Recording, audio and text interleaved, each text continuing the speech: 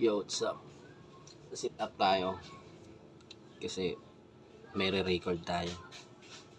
Kailangan mo natin i-sit up yung ating recording. So, let's go!